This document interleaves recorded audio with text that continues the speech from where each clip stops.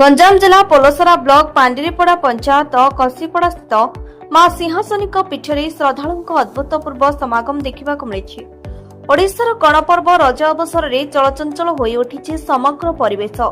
मां सिंहासनिक पीठरे पहली रज ठारू आरंभ होइछि 3 दिनिया महोत्सव। पवित्र रज संक्रांति उपलक्षे सकाळु सकाळु मांक पीठरे स्वतंत्र पूजा अर्चना और रीतिनीति अनुष्ठित हो जाइछि। लोक विश्वास रही जे रजर ही 3 दिन मध्य मां दर्शन कले समस्त मनस्कामना पूर्ण हुए। यह आशा नहीं केवल गंजाम जिला नुहे बरं जिला बाहर मध्य हजार हजार भक्त और मानसिकधारी स्रोत छुटिबारे लागिछि। सकाळु संज जाए भक्त माने धाड़ी रही मां दर्शन करने सह सुस्वादु भोगराग लागि करिसेंति। श्रद्धालुंक भिड़ जोगु समग्र अंचल एवं आध्यात्मिक परिवेशर रूप नहीं।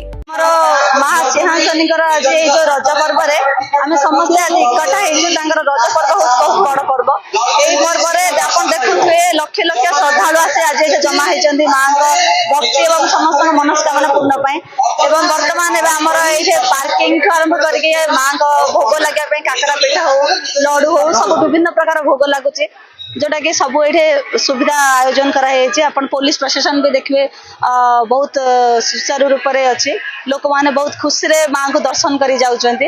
एमती एबे नहीं बहुत अनादि काल आसी वर्तमान आपण मैंने देखुए काली भी देखिए आउर भी गहली हम जोटा कि माँ का दर्शन पाई बहुत दूर दूर लोक आसवे से आज आम आसिक निजक आज बहुत धन्य मन कर आज आम भावुँ लक्षाधिक लोक एठारे जमा होती बहुत जमा हे।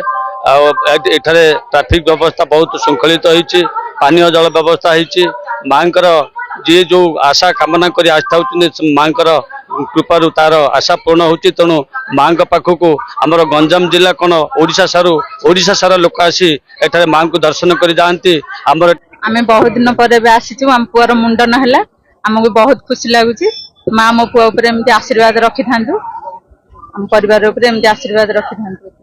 गंजाम रंजित जेना रिपोर्ट।